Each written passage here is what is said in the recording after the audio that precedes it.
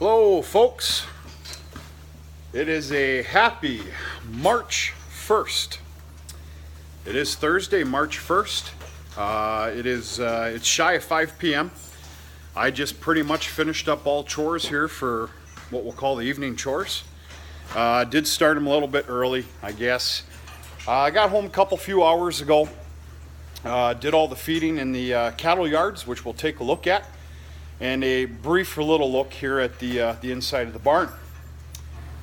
I did a video, a week and a half, 2 weeks ago, something like that.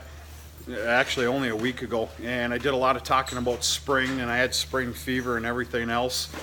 It all ended up to be a big joke because we got nailed with a winter storm. Well, that's all right. I'm going to start bragging about spring again. Spring has definitely sprung again. Here lately, back home in the Upper Peninsula of Michigan. It is starting to become an absolute disaster of a muddy, mucky mess outside, which gets pretty awful, but it's the sign of spring. It happens every year. You just put up with it. Something else kind of interesting, open doors. We're leaving that door cracked right there throughout the night to let some of the fresh air come in. And an ongoing fan on the other corner of the farm, kind of for a circulation of air. You can't dare do that here in the wintertime, dead of winter. Otherwise, you know, you're looking at frozen pipes and all that other stuff. So all the feeding was done, all the grain, they all got their hay pushed in. Everything's doing pretty well. The winter steers are doing pretty good. Very fair. I made that phone call I was talking about early this week or the weekend. I didn't get a return phone call yet. We'll see what happens. But made the phone call, and we'll see about a private buyer for the penned up winter steers. So we're going to shut the lights off. The barn is done. We're going to shut the lights off and take a look at the cattle yards, which are getting disgusting. Well, let me turn you around. As you can see, there's a heck of a difference going on here. Let me tell you one of the nicest parts about this time of the year, which is disgusting and awful. One of the nicest parts, oh, I think I got some grain dust on here. Sorry if I did. Is feeding round bales and the net wrapping not be frozen. That's pretty nice. You just, like this afternoon, I just ripped it right off. It was great. So I'm not going to step into the yard, but I'll just step on top of the stanchions here. Let you take a look. Yeah. Welcome to the beginning of a big mess. Everything's thawing out. There's some that are in the shelter as well right now, but yeah, they just got 2 brand new bales of alfalfa baleage. I don't know, about 2 o'clock this afternoon, and they're loving life. They finished up all their grain, and yeah, eating like fat rats. But a mess has started. Now, if we have a normal spring, this is a good thing. It's starting relatively early. Well, the earlier it starts, the better off we are for good, firm, drier ground.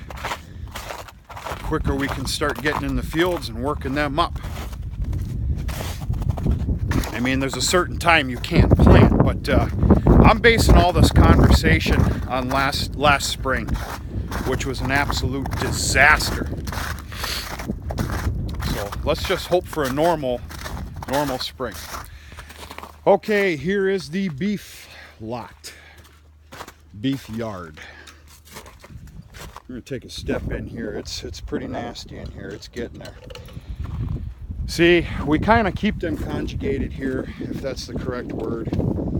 all through the winter. If you keep up on the videos, you'll understand that we really never move. Reason being is, number one, some of this dry hay that you're seeing, you see how they're laying down right there? Well, I moved a bale ring there this afternoon. There was remnants of a bale that was left over.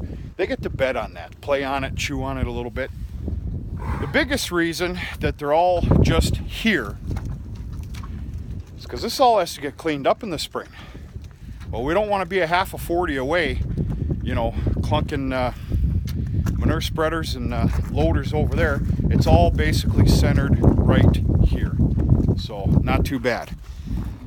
All right, I guess another interesting fact here this spring is you are looking, oh, it's getting nasty in here.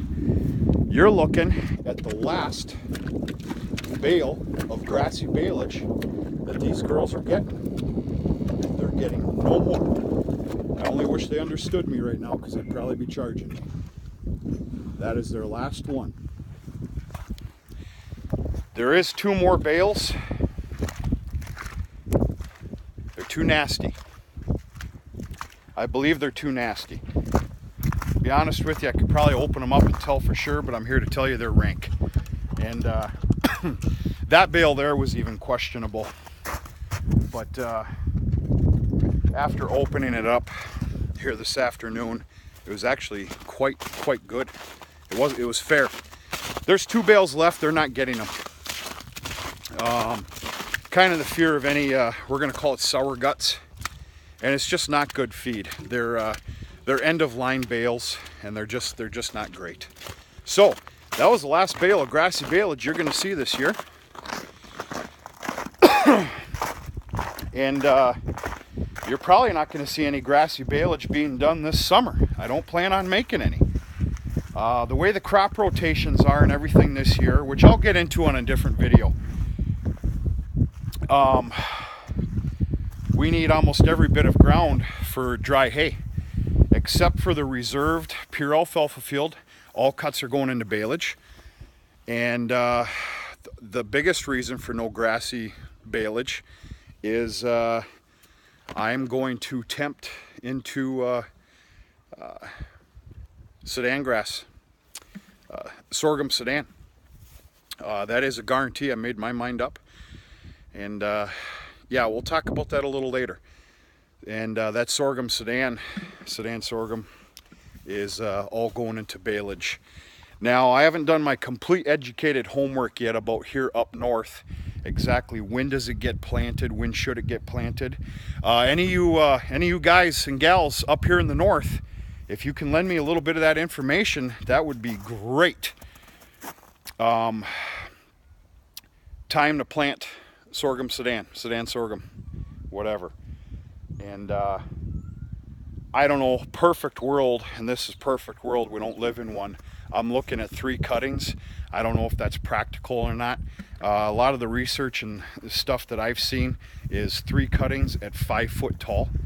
By all means, lend me your comments, and we'll see what happens. So, yeah.